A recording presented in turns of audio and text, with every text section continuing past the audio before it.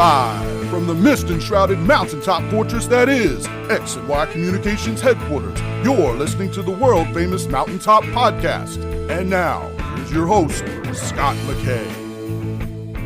How's it going, gentlemen? Welcome again to yet another episode of the world-famous Mountaintop Podcast. My name is Scot McKay, at Scot McKay on both Twitter and Clubhouse, Real Scot McKay on Instagram. Search Scot McKay on YouTube to find all the video content. The website, as always, is mountaintoppodcast.com, and the Facebook group is the Mountaintop Summit on Facebook. You guys know all that stuff. Some of you have gotten on board. Some of you guys haven't yet. I invite you to especially join us on Clubhouse and the Facebook group, where we're having a whole lot of fun with like-minded guys like yourself, talking about women, talking about being better men in general. It's good stuff. Join us, won't you? Today, I have a returning guest, and you guys absolutely raved about her when she was on the first time. You guys loved her. She's been out gallivanting, doing all sorts of crazy stuff, and not so crazy stuff, because she's kind of a worldly woman, a Renaissance woman, if you will. And she had the great idea to talk to us about the topic du jour, which is how to have sexual conversations with women. And I have to tell you guys, it's not often you get a woman who's going to come along, not be offended, and talk frankly about this particular topic. And dare I go ahead and spell it out, give you guys some help in this area. So without anything further, my good friend Preity Uupala, who is part-time India, part-time Los Angeles, California. Preity, welcome back. Howdy, Scott. Thank you so much for having me back on your wonderful podcast, on your show. It's such a pleasure to be back with you, and thank you for that beautiful introduction. Howdy? What are you, an erstwhile Texan? And I never knew this? Howdy. You're about the first Californian I've ever gotten howdied by, but I find it very charming, just like the rest of you. And I'll tell you what, all kidding aside, it is a pleasure to have you back. And we're going to talk today to these guys about how to talk about sex with women, how to talk sexually with women. And you know what? I've got to tell you, Preity, I think these guys are either shaking in their boots. You know, there's that Texan motif again, or they can't wait to hear this. And here's why I think that's how my audience might be split down the center with this. Guys, it seems, Preity, are either really, really scared to talk sexually with women, lest they be branded some kind of creep or some kind of predator, you know, the whole hashtag Me Too thing, or they're just way too pushy. And their first line to a woman is like, hey, nice shoes, let's screw. And women are like, ugh, and they walk away. And then guys shrug, turn to me and go, see, McKay, these women hate sex. They don't want to talk about that. And you and I were kind of laughing before we hit record on this particular show about how it's a lot like Goldilocks and the Three Bears. This one's too soft. This one's too hard. But wait, when women find one that's just right, yeah, they kind of want to snuggle up to it. You know, the problem is there are just very few guys who understand that balance, aren't there? Yes, absolutely. What a great topic. Very much the topic of the day today in the world that we live in today's current political and social climate. I think this is very important. And if we don't get this right, I think we may be staring down the barrel of uncertainty for the future of our planet. So it's important that men and women get together in a very organic fashion and, really honor and respect each other. And of course, sexuality, sensuality is very much a part of life and of the life and death cycle of life.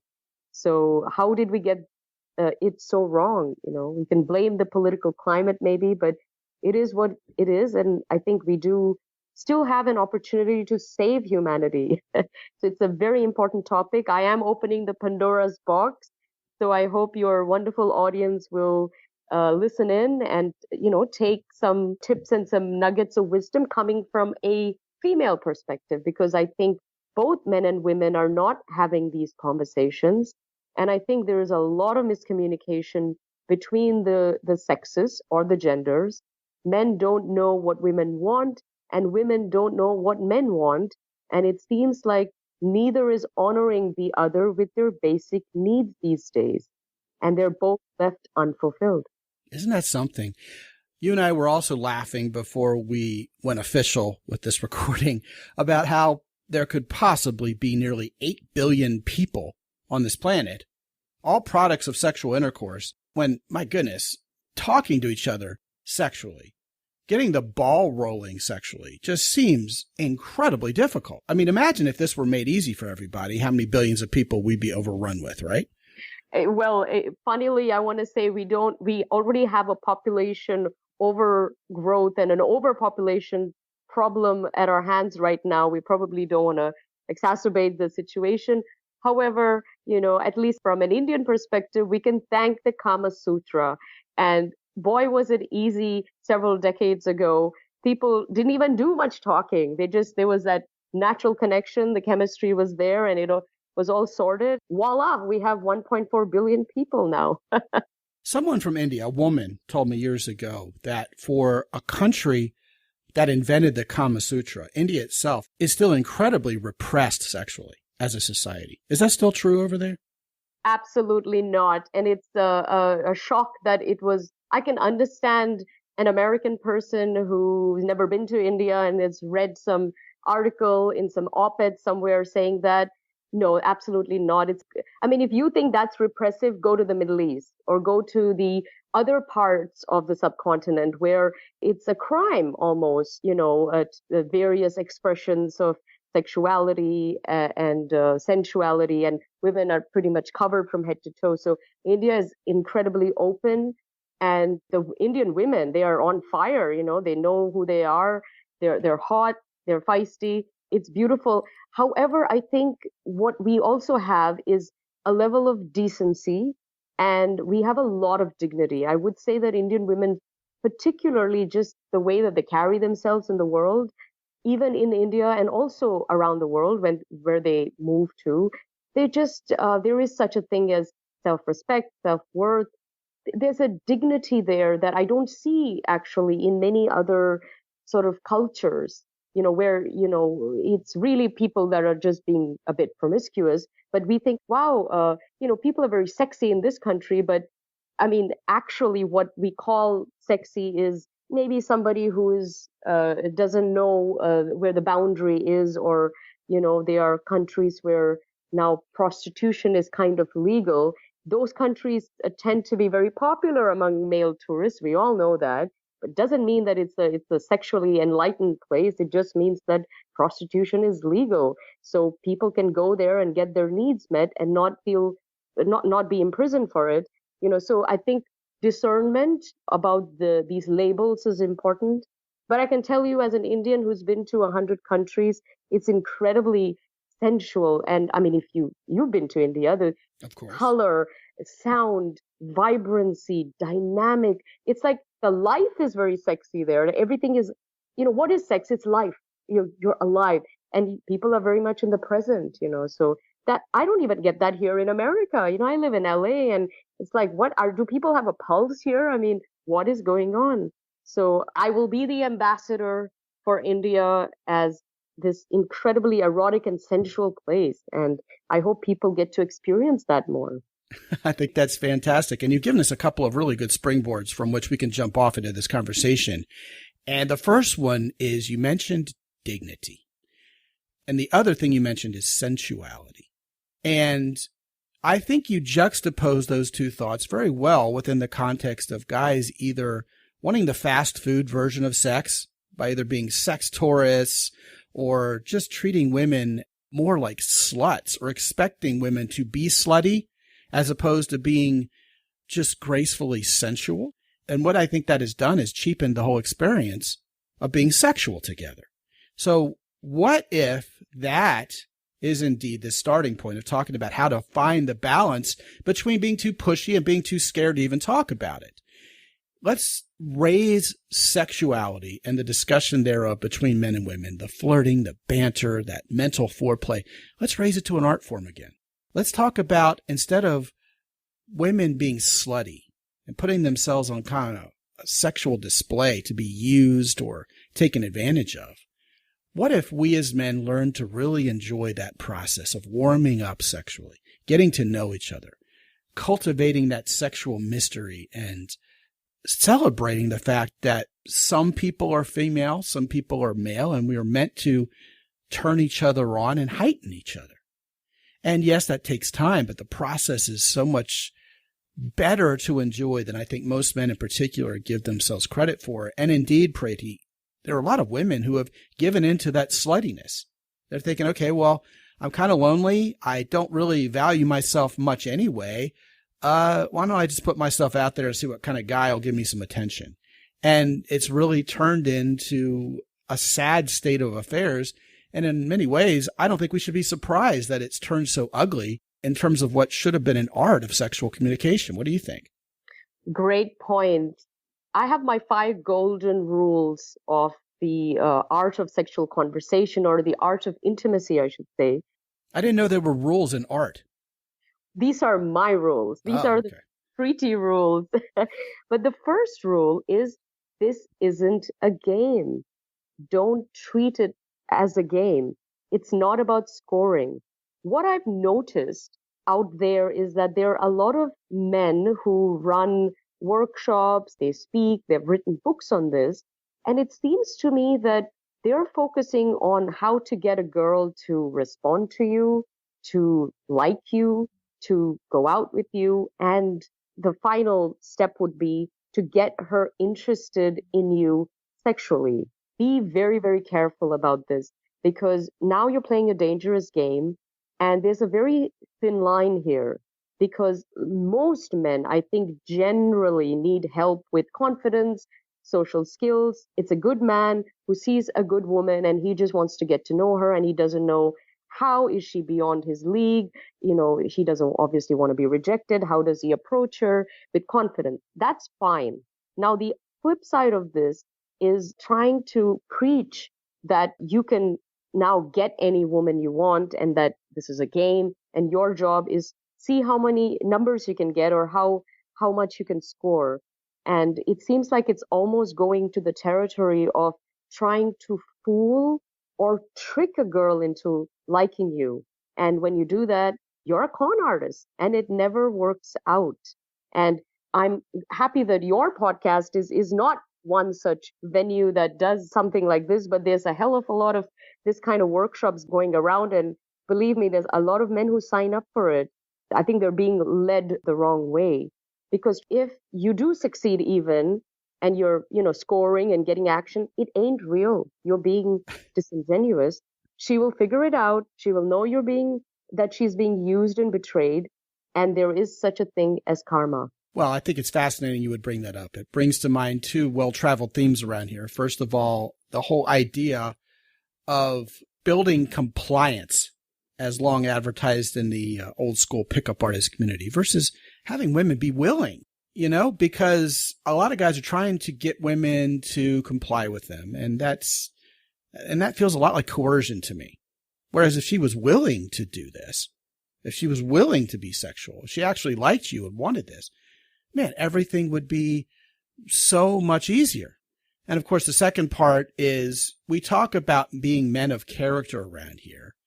And that is inherently going to make women feel more comfortable with our presence. So why would someone try to force or coerce or push an agenda at all, knowing that they're just going to come off like a sleazy salesperson, and the person is going to natively push back from that?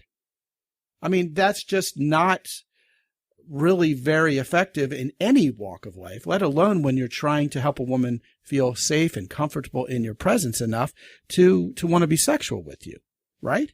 It seems counterproductive, right? You ultimately, when the woman trusts you, she opens her heart and she opens the rest of herself as well to you.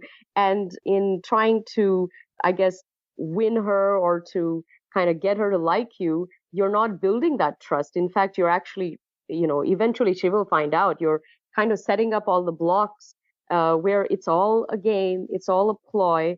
And people feel very disheartened, I think, when they find out. I have a lot of female friends who say things like, geez, I thought he was the one. He was such a nice guy, such a gentleman. And look what a a-hole he turned out to be. The first impression was a good one, but then he started all his mind games and trick playing. And at the end of it, she doesn't trust him. And now she's shutting herself off, not just from him, but other potential good men. Well, indeed. I think you threw a lot of guys for a loop, Preity, when you said this is not a game.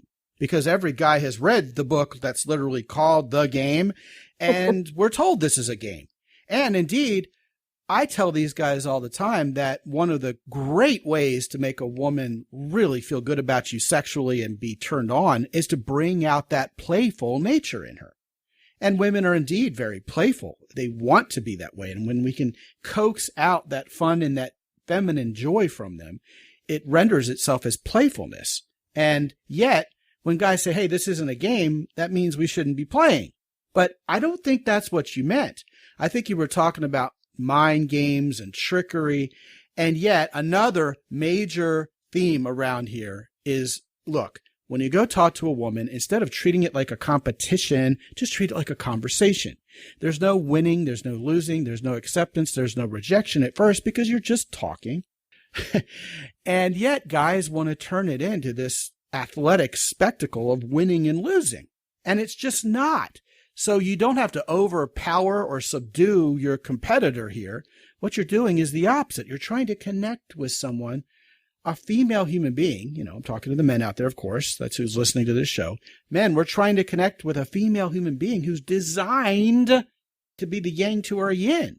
She's designed to be in partnership to us. And I agree with you 1,000%. That's where guys screw it up. So I can't wait to hear your second rule because so far you're right on the money. Absolutely. There's nothing sexier than a woman who wants to unleash her erotic nature and her sensuality on you from her, it's her choice and she goes wild. And women are playful. We are adventurous. We are very sexual and we love sex. Contrary to what some people might tell you, it's just that we need to feel safe and secure. And then I think we really let our guard down.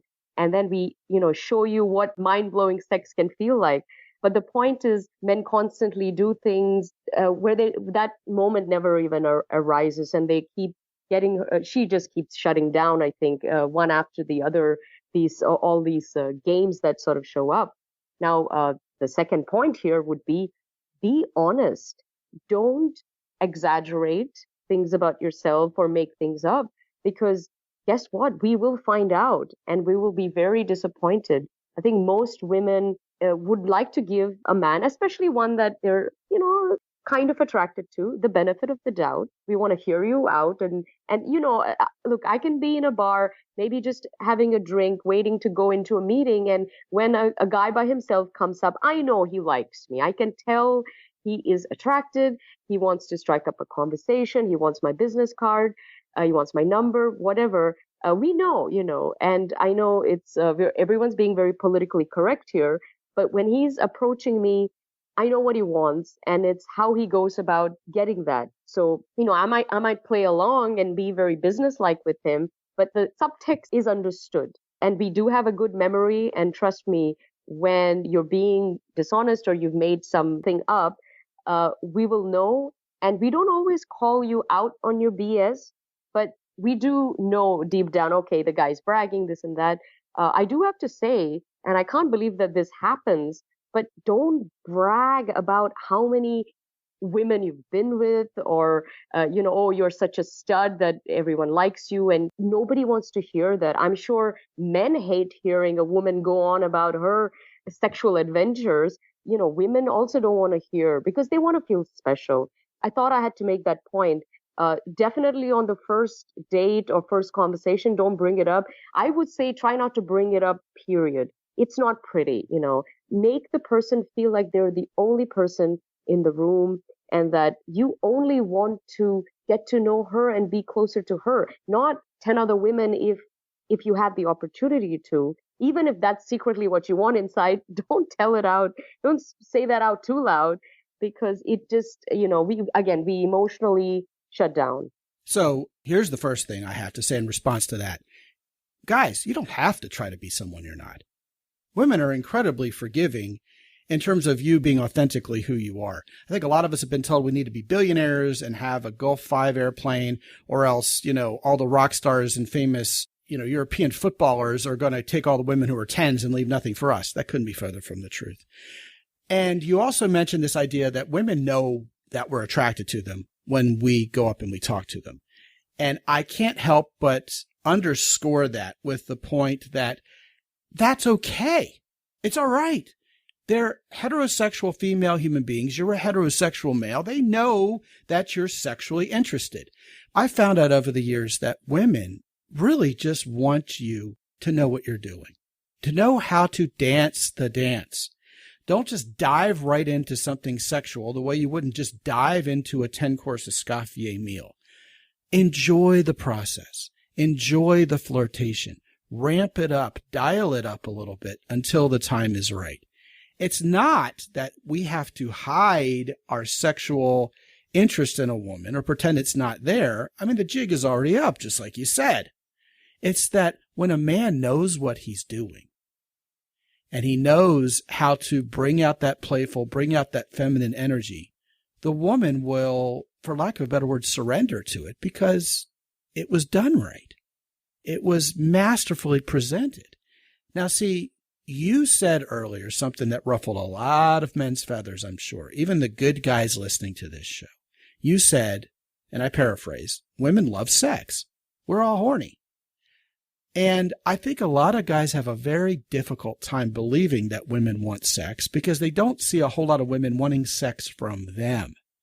And I'd be remiss if I didn't really highlight what you said about that importance of making women feel comfortable and like they're not a piece of meat and that they're not a conquest, that they're not a goal to be scored in a football match. They're a human being who has needs. And when someone comes and does a decent job, not even a perfect job, but a decent job of attempting to meet those female needs, instead of thinking like a guy, and you said men will try to impress women with all their sexual conquests. Gentlemen, that's thinking like a guy. That's not reading the room correctly. Women are a different room to be read differently. And once you know how to make them feel safe and comfortable, bring out that playfulness, bring out that feminine energy in them, then they start getting horny. And then they'll start showing you how horny they are when you've succeeded at turning them on and making them feel comfortable. Am I onto something here? You're on the money, baby. A woman naturally wants to succumb. Oh my God, she wants to surrender to this incredible Adonis, that's just gonna, the knight in shining armor is gonna whisk her off. I mean, trust me, we read this in fairy tales that this handsome, big, strong prince is gonna come and take all our worries away. We honestly, and maybe fairy tales have to be blamed because now we're actually waiting for this prince dude who never shows up. But no, in all seriousness, a good woman, a real woman loves nothing more than to just fall into the warm arms of this incredible man. So it's really in our nature to do so. It's just that there's so many jerks out there that we have to have our wall up. Yeah, that's the thing. And so which, I kind of, I circle back to, another rule, which is it's not about you. It ain't about you. Make it about her. Ask her questions when, especially the first time you lay eyes on a lady that you like, just be human. Ask questions and be genuinely curious about what she has to say. Listen. Ask her about her life, her interests, her passions, without sounding like a creep. I know it's hard, but be interested. Listen.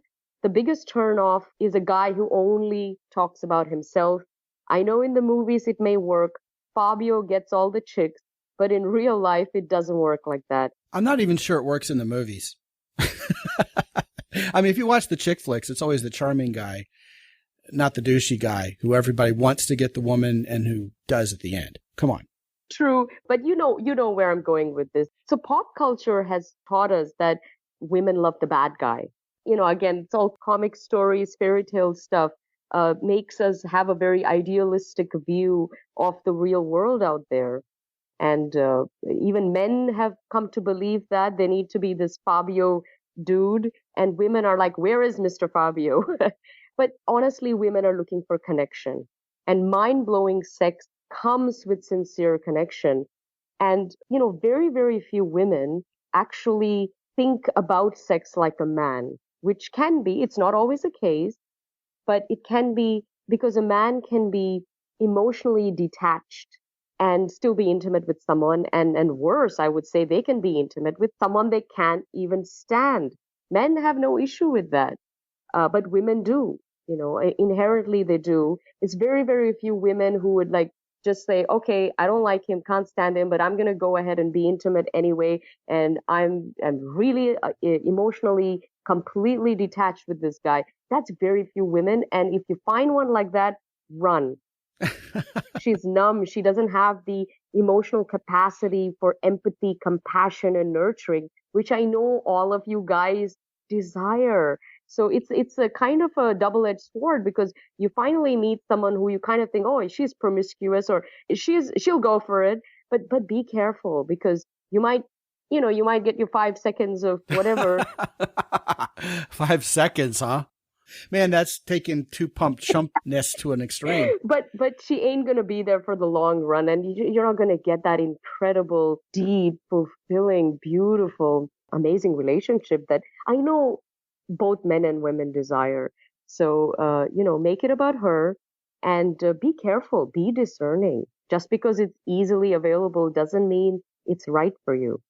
So that's like rule number 3.5. Watch out for the grudge sex opportunities. Yeah, gotcha. What you're talking about in terms of being honest and talking about her is straight out of Dale Carnegie. This is not an original thought, but it's one that a lot of us need to hear. I've actually been in conferences speaking on the stage where I've said, I believe Dale Carnegie's How to Win Friends and Influence People is the greatest dating volume of all time. Because men and women really aren't separate foreign species from one another. Men are from Earth and women are from Earth. And the more we realize we're more alike than not, except for how masculine and feminine energy catalyze each other, I think the better we're going to get along. One of the things you've kind of touched upon here is this idea of just being normal. Now, I think you scared a lot of guys when you said women are looking for their tall, knight in shining armor, Prince Charming guy. I don't know, Preity. I don't think you were trying to tell guys they needed to be extraordinarily, exceptionally handsome to get a woman. They just kind of have to sweep a woman off of her feet, proverbially. We have to be charming. We don't have to be devastatingly tall or handsome. We just have to do this right. And then the next thing you know, the woman starts feeling a certain way. And it's all about how you make a woman feel.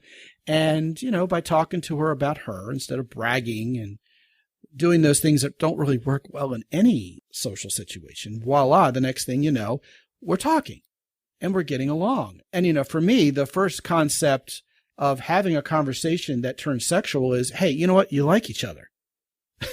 I'm actually enjoying this conversation with this person. And it's like I've always said, you really only need 2 factors in order to make people want to get with each other sexually. First of all, they have to like each other, which you've alluded to. Second of all, the masculinity has to catalyze the femininity. If you have both of those things going on, you're turned on for each other. The rest, really, you just keep doing what you're doing without turning creepy or weird or non-standard or violent or something. Don't fumble the football. There's a game and a scoring analogy again, unfortunately, but you know what I mean. And you'll get there. You'll cross the finish line. You'll be good. Right? Absolutely. You've hit the nail on the head. Luckily for you guys, and this is a kind of a little unfair, men are visual creatures. Women are, we are very sensitive to what we hear, how we are touched, what we feel, how the person behaves. So, even if you're not tall, dark, and handsome, but you make her feel so special, you're a wonderful human being, you make her laugh, you make her feel secure and safe, guess what? She likes you. And at the same time, you could be a Fabio who's a jerk. And trust me, at the end of the day, you ain't going to get far because, trust me, nobody wants to put up with that. It's interesting. It all brings us back to, just be a good human being. But taking that to the next level literally would be the golden rule number 4, which is know her level, gauge where she's at. Read the room. Read the room. Different women have different levels of comfort when it comes to talking about sexuality and even being intimate. And the beautiful thing is she will direct you. If a woman wants you, you will know. You don't have to do much guesswork. She will let you know that she's attracted.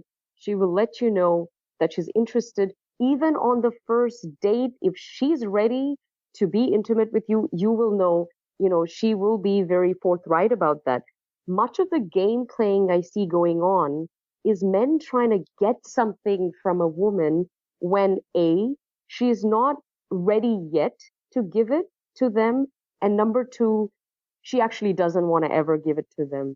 But they keep trying to elicit this from her, and it's counterproductive. It becomes very obvious, and you really turn off the person. You're just being an aggressive jerk. Okay, so here's something I have to add to that. Coming from the perspective of the men listening, women are often very subtle about this. They're not going to throw themselves at us, at least not typically. And what happens is sometimes we either lack experience or we lack the self-confidence such that when these subtle signals are indeed being rendered, we don't trust what we're seeing. We don't believe what we're seeing. We think maybe she's just being nice or she couldn't have possibly meant that. But my wife, Emily, has said this on the record, and I, of course, agree with her, that women do not send sexual signals by accident. If you think you saw a sexual signal, women in general are way too protective of their own sexuality vis-a-vis all the jerks and creeps out there to do that by accident. Your eyes are not deceiving you. Would you go along with that? Absolutely. That is so true. And I think the answer or the antidote to this would be pay attention, observe. Yes, I agree with you. Women are, not everyone, but most of them, they are subtle to the point where guys get a little confused. They think they're getting mixed signals. But like you mentioned, if you see a girl telling you that she wants something, she wants it, because she wouldn't just give you those false signals. It's not the female way, I think. We know that if we give away the wrong signal to the wrong person, we could be attacked physically, mentally, emotionally, in every way. So, yeah, yes. that's very true. But what I will say is, yes, the antidote to that is just be more observant. And trust me, the signals, I think, will get louder. And I think this is for women out there. They should also not play with fire. I think it's a very small amount. They like to be a bit of a tease. It's fun. You get a bit of a power trip to kind of have a guy go, on his knees for you, and then just to, oh, sorry, next. It's not nice. It's not kind. I think it's a bit harsh to do that to a guy, and a very few women do it. But I think 85% of women, I think, don't do that. They're not a tease. Okay, so a couple things here. First of all, you're telling guys to trust you. You're saying trust me a lot. But I think a lot of guys need to trust themselves. Hey, guys, you know what? You were literally born to attract women. That's what men do. Give yourself a little credit for this going well for you when you're doing this correctly, the way we're talking about here. Okay, that's the first thing. Second of all, I think you're touching upon why strip clubs can be so harmful. I'm not a fan of strip clubs. I've personally never been to one, which a lot of people can't believe. But I really just think that going to a strip club is like giving your power away. As a guy, we talk a lot about sexual trafficking and women who are sex workers being forced and coerced. I get that. Okay. But if your frame of reference with regard to female sexuality is a woman who is stripping, trying to have sexual power over you and throwing herself at her audience, even just for show, then it would be very easy to think, okay, those are the kind of signals I'm looking for in real life. But it's not. It's just a show. The vast, vast majority of women out there aren't teasing you by stripping before you. They're on a completely different wavelength, which, hint, hint, is not that of a stripper. So I wanted to make that point. One thing I also want to say in response to everything, this is going to be kind of an overarching theme with regard to the 4 rules you presented thus far. And I can't wait to hear the 5th one, by the way. So hopefully this doesn't derail you much. But guys, it seems like if you talk in terms of sensuality instead of sexuality, talk about the surroundings, talk about how she makes you feel, talk about fun, luxurious, interesting, even intimate thoughts, that's going to boomerang back to you as sexuality from women.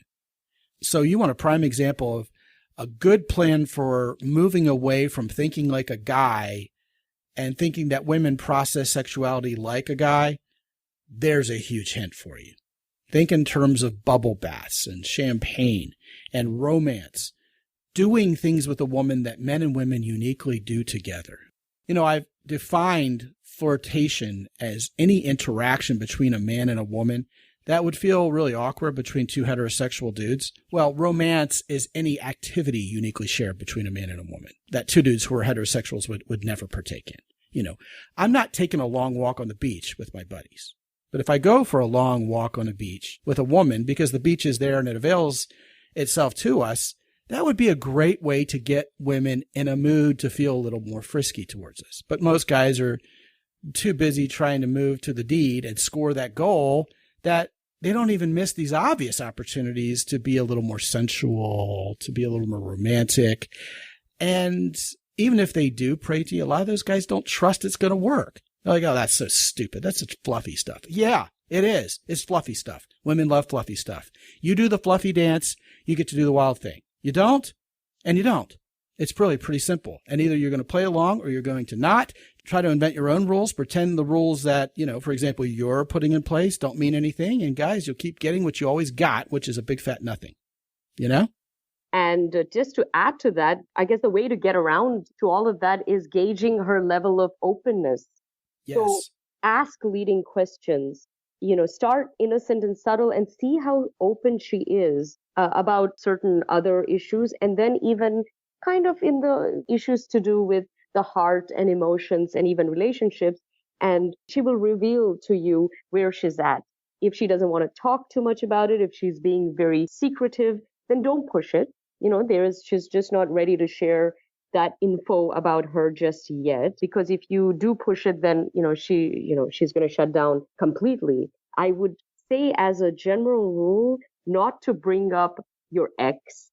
That's not a very sexual conversation. Or your divorce or any of that on the first date. Any bummer, anything that's negative. For sure. But you'd be surprised. First date, two people, first thing each other talks about is, oh, I've been single for 3 years. I broke up 5 years ago. I just signed my divorce papers. I mean, this is like the least sexy thing. It also not exactly mental foreplay, is it? No, and they're both saying we kind of failed at our last endeavor, and this is let's have another go at it. And there is a time and place for that. I think it's important to be honest. You also don't want to be dishonest about things and then lead the person on, and then they find out that things were a little messier than they appeared to be. Timing, cadence. Just get to know her as a person and a human being first. First date. Pay attention to her personality traits, and you'll actually know if there is genuine chemistry or not. And I have to say, my fifth golden rule is very, I would say, not that relevant to the other four. It's kind of a little out there, but it is so important. And I can't believe that I have to say this, but guys, seriously, dick pics are a big no-no. Even if she says it's okay to send it to her. So you may think it's cute, but it's not. So I will qualify, great point, by the way. If we want to see a pic, we will ask for it and you can oblige. If we don't ask for it, we don't want to see it. It's juvenile. It's what 15-year-old boys do. Be a man. Don't press send. Now, here's the thing. Most guys who are okay with sending such pics are very proud of themselves physically, which theoretically should be a plus for us. Yet every time I've ever heard a story of a guy sending a dick pic when it was either unsolicited or she barely said okay to it, or it just was frankly bad timing, it never ended well, ever. And to your point, when women, first person, ask me for a dick pic, it was kind of a turnoff. It felt kind of slutty. So, if I'm a guy, I'm not going to hold my breath waiting for women to request dick pics from me. I mean, for goodness sake, get on Zoom, get naked for each other, have her do a little strip tease, do that little dance, work up to it. Don't just hit her with a dick pic. And better yet, why don't you warm up the sexuality in real life, seduce her in the best way possible? We got a whole show on that one, by the way, guys. It was very, very heavily downloaded. My buddy Jennifer Rhodes was the co-host. Go look it up. It's like episode 95. And figure out how to warm this up. Women are not microwaves. They're crock pots. You got to warm them up, a little mental foreplay. And I have to tell you, Preity, that was a very, very objective fifth rule. It was a narrowly focused, very specific rule. So I guess what's left is to give these guys some functional, practical examples. Don't you think? Yes. And remember, there are subtle ways that we can ask for a dick pic. It does happen. Some people are into it. That's totally okay. And when that subtle message comes across, we shall be expecting, and you have to deliver. And I guess the same with sexting too. Not everyone's into it. Very delicate. You could, especially when you just met someone and you start going there, it can take people by surprise. And if they don't feel the same way, again, you'll come off in the wrong way, and you could have lost out on a beautiful friendship or a business relationship or even an actual relationship that never ever got started because you creeped out the person too much. Well, the point that comes up there is a lot of times when there's physical separation, like, you have someone who's a few states away and you're flirting with them online, or you start texting with them, or you're on the phone with them late at night. That degree of separation creates a little perception of safety where we can be sexual with each other and kind of play in the sandbox a little. Because, either we're not really going to meet, or there is no physical threat because we're really not in the same room with each other. No one's going to get raped here. And so a lot of the really hot flirtation can start, and women buy into it. And the next thing you know, you're sexting and talking about unbelievably horny things together. And it's a real turn on for everybody. The caveat I've got to throw down there is when you do actually physically meet, you're going to have to cash that check, or else you're going to be a wuss. Women are not going to flirt with you like that if they don't plan on following through with it in real life. But you're still going to have to take their hand and lead. That's been my experience. And again, sensuality boomeranging to you as sexuality. You call a woman late at night when she's all snuggled up in her bed and ask her what she's wearing, and she giggles. It's so easy to turn that sexual, and she'll have a great time. And I wish you were here. Well, what would you do to me if you were here? All of that is big fun because it's naughty and it's playful. And naughtiness is one step away from horniness.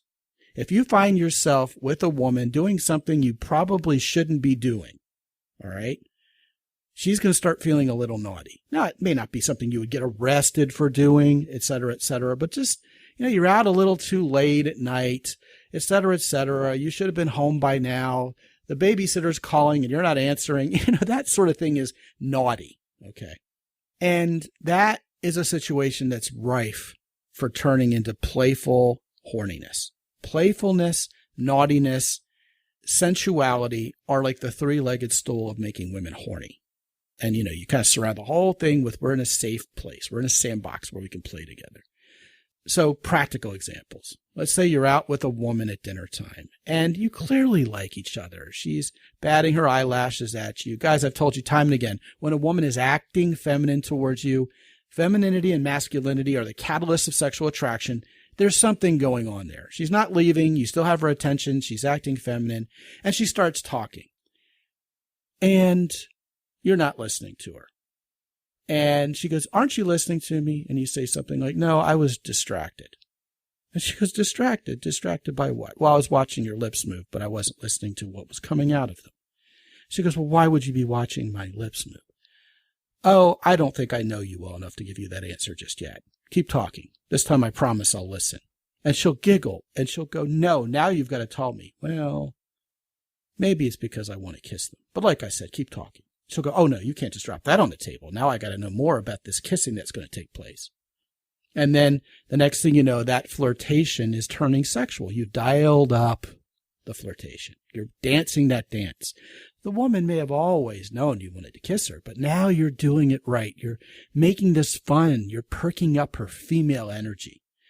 I've been on dates, Preity, where it got to the point where I said, okay, this is a great conversation, but I have a much more important question to ask you. And she'll go, well, what's the question? Do you think you're woman enough to handle this question if I ask it? She'll go, I think so. I say, you sure you are? Yes, I am. When was the last time a man gave you the kind of multiple orgasms you know you deserve? And I'll look her dead in the eye. And you can watch the little bubble of nitrogen go up her spine. She either answers it in a way that would be favorable and a lot of fun for me to hear, or she'll say something that kind of pushes back. Well, you know what? You're right. We don't know each other well enough for me to answer that question yet. But you can tell by the tone of her voice and by, once again, reading the room that she's not running away. She just needs to be warmed up a little bit more. But guys will not stand in the gap. They'll pick up the stakes and run away at the first sign of being rebuffed. Like, I want to kiss this woman. I get us into a nice romantic situation. We square off with each other and I kiss her. She gives me the cheek and says, I'm not ready for this. They take that as a no instead of a not yet. And as long as you're not pushy, as long as you don't lay hands on her and try to do something rapey, you'll come off more like a man by giving her that room. And then you just keep bringing out the playful, bringing out the fun, helping her feel safe and comfortable. A lot of times what a woman needs to know is that it was all right for her to say no, that you were okay with that. And then the next thing you know, 5 minutes later, she goes, about that kiss, I think I'm ready now. It's just almost predictable. But when you get into a situation where you're warming up that playfulness and it feels a little bit naughty and you're kind of playing keep away with phrasing like, I don't know if I should tell you. I don't know if you can handle it. I don't know if we know each other well enough. Then she knows where this is heading. And the tantalization is just way too much, wait for it, fun. And it's playful. And the next thing you know, a woman's saying, I don't know why I'm doing this. You've had such an effect over me. And she's giggling and you're giving her those multiple orgasms that you referenced earlier in the evening. I know I make this sound really, really simple. Okay. Simple it is when you understand women, but it's not always easy. That's why, Preity, I coach guys on how to warm up women, how to talk, how to phrase things, what kind of motifs to use. Because once men master this, women are like, wow, this guy knows what he's doing.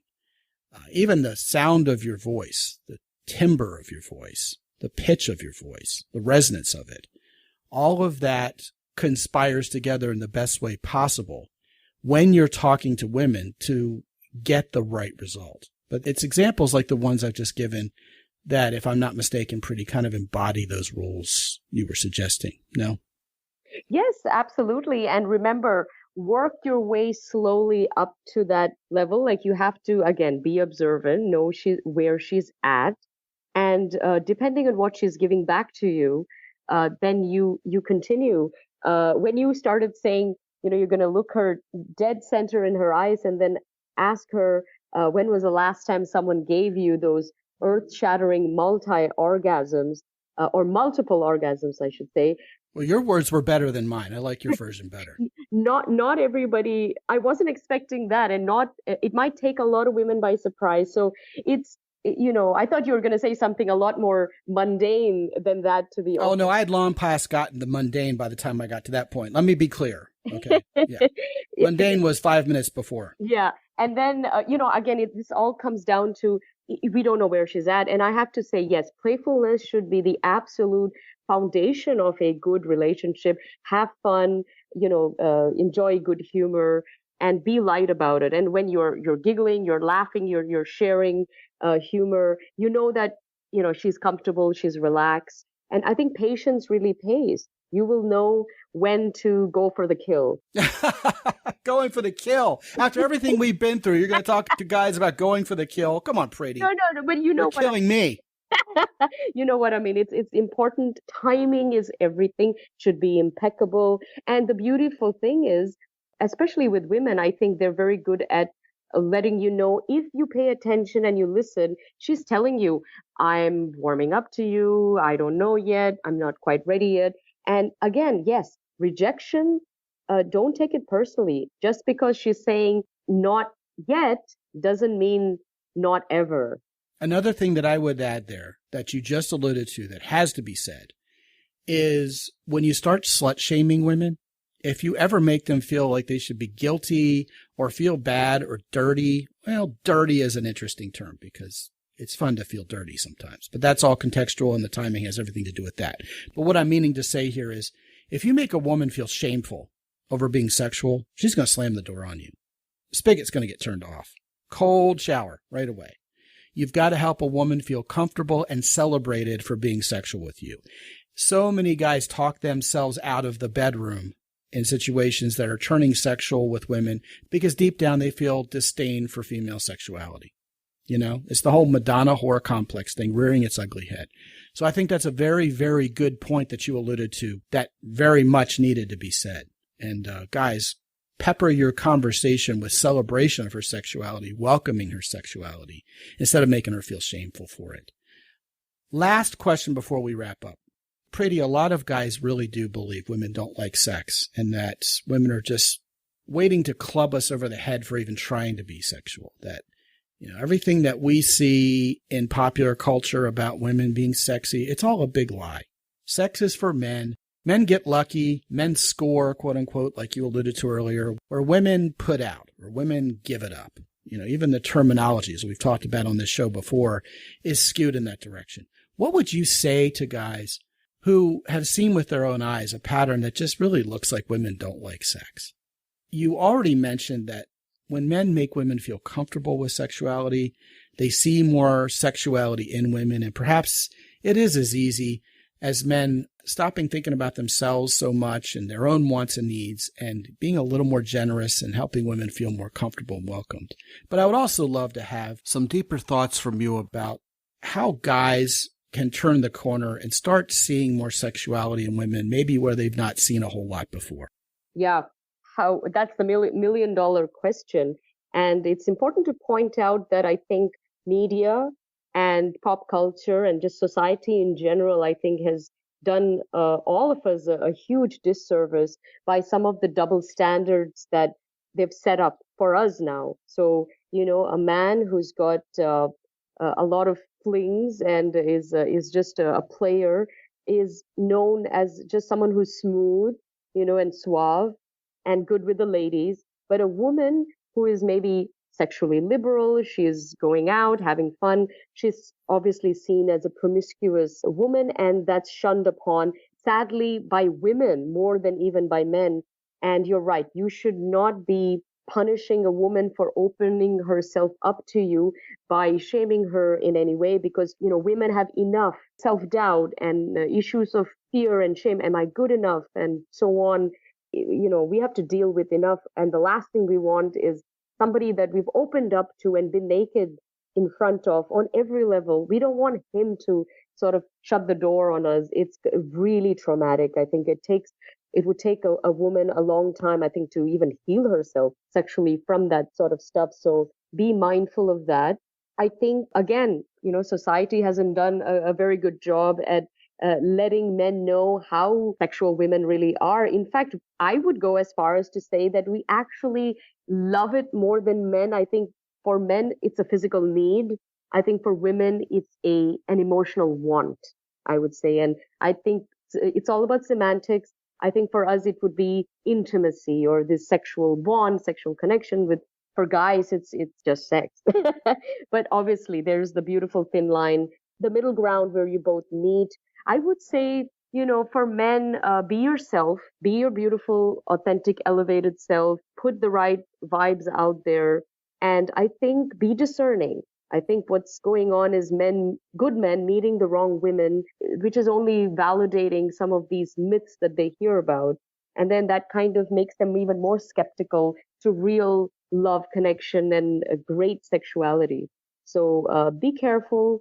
Don't be impatient. Don't go there just because it's available. Find something that is worth keeping. Find someone that you can't not be with, right? And she's going to open up like a flower. And, you know, you'll also realize, wow, she loves sex. She loves intimacy. She's very sensual. She's comfortable in her own skin. She loves herself. She loves her own body. And she loves your body too. It's a dance that you have to play. Don't rush into it. I think only fools rush in, especially in this area. Sexual chemistry is organic. It's either there or not. You cannot manufacture it and you cannot force it. It has to be effortless. So all I would say is be the most sensual and erotic version of yourself and see what comes back at you. I think all that's very well said. And as much as guys bristle when they hear just be yourself, I think you've qualified it in kind of being vulnerable in the good way. the brave way. Be free to be heterosexual, to be male, without pushing, without feeling as if you have to impose yourself on a woman. I love what you said about meeting a woman halfway. Yeah, you got your needs. You're very visual. You're very horny for her. You want to get after it. But you also realize that her sexuality functions in a different way that's very complementary to how yours functions as a man. And so if we respect that, we give dignity to that, right? Instead of cheapening it, we will be responded to by women, if you pardon my passive voice there. It was for effect. We will be responded to by women with just a wealth of feminine gifts bestowed upon us that are sensual, sexual. I mean, she will screw our brains out, give us the best blowjob we've ever had, make lots of noises, do lots of cute things, and then bake us cookies afterwards. Because we did this right. Because we cultivated the sensuality. We made her feel like the queen of sex, not like a sex object. We gave her dignity. We gave her respect. We honored her. We loved her body. We appreciated every curve. We appreciated every nuance of her sexual personality. And women will just explode in sexual gratitude almost. Because all of a sudden you're giving each other a gift instead of taking something or being taken by someone. So I loved what you said about that. And at this point, we've gone way too long. Preity Uupala. What a great show. We love having you on. Everything you said is right on point. And I want to send guys to mountaintoppodcast.com/experience, where they will experience your website, which is appropriately enough called the Preity Experience. What will they find when they get there, Preity? Oh, thank you. By the way, I just wanted to add, I think asking for cookies at the end is asking for too much. So don't count on the cookies all the time. No, I didn't ask for any cookies. She just baked them of her own accord. Not every woman bakes either. But well, maybe she'll make you some soup, or she'll go mix you a martini, or she'll do something nice for you, clean your house. But it's amazing what women will do for you in gratitude of you taking care of them. Oh, but make no mistake, I didn't ask for any cookies. The cookies came. I'm on keto, for God's sake. The last thing I need is cookies. But she baked them anyway because she adores me. Oh, yeah. That's so. Oh, yeah. I'm not joking. Wonderful. No, it's a beautiful thing when people come together and we understand human potential and the capacity of the human heart. Hold on. Okay. If she gives me the best blowjob I've ever had, I'm washing and detailing her car and vacuuming it out for her. I will show my appreciation too. I will bake her my version of the proverbial cookies also. So this is not a gender-specific thing. It is mutual respect, appreciation, and gratitude. And sexuality is really only one component of it. But by all means, tell us what we're going to see when we go to your website. I know it's good. I lost my train of thought there, and that never happens. That's the effect I have on women, Preity. Admit it. No, it's all wonderful. The human capacity to share and bestow love and receive love is enormous, and we're just scratching the surface. So the Preity Experience, it's the website for my online TV show, which is called the Preity Experience, and there I have insightful, engaging, inspiring conversations with thought leaders and legends in the areas of politics, business, culture, spirituality, and sport. And cricket. And all kinds of sport. But if you're a cricket buff, you must check out the Preity Experience. Is the go-to place for updates in the international game of cricket. But there's so much more. And so please check it out. Engage with me. Ask me questions. There's articles, all my media engagements on global outlets around the world, TV, radio, podcasts, and so on, all my pieces, and so much more. And just getting started with the content. But I just love hearing from, usually it's women as well as men, but in this instance, I'd love to hear from men out there, your views. Do you agree? Do you disagree? Your experiences and so on. I think that would be an amazing interaction. I got 50-50 odds. You ready? Yes. Some smart ass who listen to this show is going to write you because you just asked for questions from the audience going, so Preity, when was the last time a man gave you the kind of orgasms, blah, blah, blah, blah. 50-50 odds on that. The answer to that is, honey, I don't kiss and tell. And a good woman will not kiss and tell. Like I said, Indian women, they are dignified, they're decent. We don't kiss and tell. Hello. Well, I did say smart ass. What I meant to say was dumb ass. Yes. After all, under such circumstances, said dumbass will have fallen far short of earning the answer he was looking for. Fair enough. The Preity Experience is a great website, mountaintoppodcast.com/experience, and you will see all things Preity, and Preity is one of them. And I have also set up at mountaintoppodcast.com some show notes. You can see what Preity looks like. You will not be disappointed. If you follow her on Twitter, you'll see lots of pictures of what Preity looks like and lots of talk about cricket. I enjoy following Preity on Twitter. She's a lot of fun. Preity Uupala, thank you for returning to our show. What a great conversation. And it took some turns I think guys were not expecting, but that happens all the time around here. And this was certainly no exception. Thank you so much for joining us. We hope you'll come back. Thank you for having me, Scott. Wonderful to be on your show again. Amazing to connect with you. Namaste, everyone, and hope to be back soon. Well, we very much appreciate having you on here, and our audience loves you as well. Guys, if you have not visited mountaintoppodcast.com lately, sign up to talk to me for free for 25 minutes about where you are right now, where you want to be. The button is at the top right-hand corner. It's big and red. If you're looking up Mountaintop Podcast on a mobile device, that red button will be front and center at the top of the page. 25 minutes or possibly even longer is yours for free. The first time you talk to me, you'll find I'm exactly who you expect me to be. I'm a normal guy. And if you want to get better at talking to women in general, talking to them about sex, if you've had a dry spell in your life where really you're not inspiring women sexually, hey, I hope you're inspired by this show and that you'll call me and we'll put a plan of action in place to get you from point A to point B. And while you're at mountaintoppodcast.com, please be sure to sign up for our newsletter. It comes at you every day. Fluff free, gentlemen. All good advice all the time on how to get better with women, how to be a better man, etc., etc. You can also visit our sponsors, both Hero Soap and our good friends at Origin in Maine. Both of those sponsors support this show very well, and they will support you in your efforts to be more manly, be dressed better, smell better, be cleaner, be healthier, all that good stuff. mountaintoppodcast.com/origin and or mountaintoppodcast.com/hero soap. Use Mountain 10 as a coupon code and you'll take 10% off your order with either of our fine sponsors. And until I talk to you again real soon, this is Scott McKay from X&Y Communications in San Antonio, Texas. Be good out there.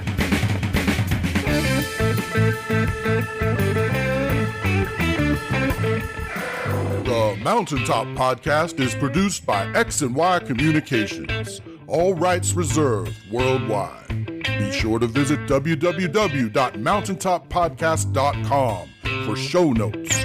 And while you're there, sign up for the free X&Y Communications newsletter for men. This is Ed Roy Odom speaking for the Mountaintop Podcast.